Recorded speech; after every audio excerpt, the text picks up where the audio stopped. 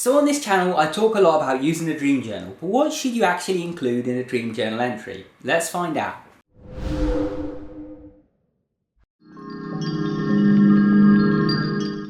Hey guys, welcome back to Tipharot. It's me Matt here, and today we're talking dream journals. Now if you're unfamiliar, dream journals are basically just a journal where you note down your dreams, and the reason for keeping one is that it allows you to remember your dreams. If you feel like you don't dream or that you don't remember your dreams, basically dream journaling every morning will help you start to remember them.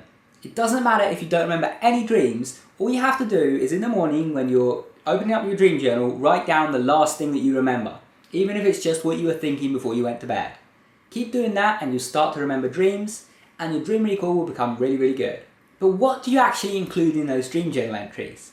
Well, first of all, you of course want to include the date. You want to know when this dream happened for future reference if you want to go back and see when the first time you got lucid was, or when you first succeeded with this technique, or whatever. You want to know the actual date when certain things happened, how much progress you've made in a certain time frame, how many lucid dreams you've had in the last month, last 6 months, and so on. The next thing to note down is whether or not you're actually lucid.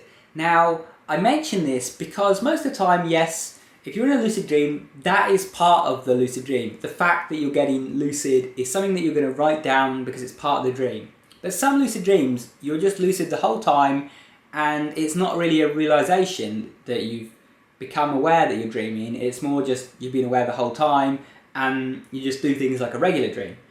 And there is a temptation sometimes when you have those to just write down the dream and think that you're going to remember that it was lucid when you don't. So always write down, lucid or not lucid or whatever, just so you know for sure. The next thing to note down is any lucid dreaming method that you performed. And you can write this down before lucid dreams only, or you can write this down before nights when you didn't get lucid as well. It's helpful to write it for all nights really, because then you know which methods are working and which ones just aren't plain working for you. And for example, if you get lucid in the middle of a dream, you just become aware in the middle of the dream and it doesn't seem like you performed any methods, you can write down dialed or a dream-induced lucid dream there. That is one of the methods of getting lucid, becoming aware in a dream. Now once you've got these details down, just try to briefly jot down a quick summary of the dream. If you had one sentence to tell your best friend what this dream was about, you couldn't use more than one sentence, how would you describe it? That's how you start your dream journal entry. The reason for that is you want to get as much information down as quickly as possible. In fact, I even suggest doing this before the other bits that I just mentioned, before you put down a date or whether or not you were lucid or what method you used. Just put down this brief one sentence description of your dream, or 2 sentences or whatever, a really brief description. Once you've done that, then you can flesh it out. Then you can write a more detailed, lengthy version of the events. Start with the beginning of the dream and work through to the end, and add in any little details you remember. Something as simple as the colour of the flowers that you saw in the dream could be something useful to remember for later, because it might end up being a dream sign. Which brings me to my next point, dream signs. Dream signs are any recurring theme that you notice in your dreams. You might notice a particular colour, a particular person, a location, an animal, something that occurs multiple times during your dreams. It could even be something as simple as a feeling or emotion.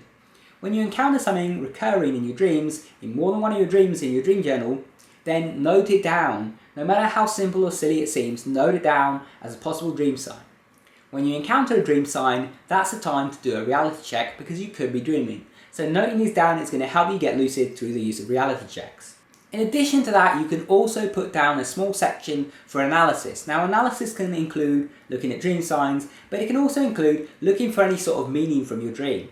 It could be something as simple as maybe you asked your subconscious a question, you got some kind of cryptic answer, and the analysis section is you trying to figure out what that answer could mean, what you deep down think it means. It could be an analysis of the techniques you use. Maybe you use some techniques for dream control in the dream, and you're writing down how you did it, how well it went, if it actually succeeded or not, what you think you should do differently next time, that sort of thing. Basically, the analysis portion is just, figuring out what you need to do differently, figuring out what you got out of the dream, figuring out what the dream could mean, stuff like that.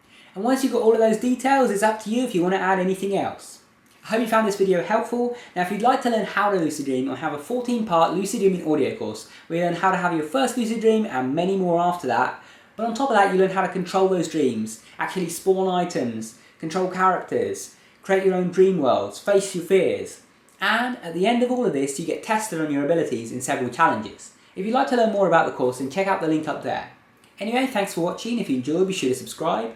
If you want to support the channel and ensure I can keep making these videos, be sure to check out my Patreon page.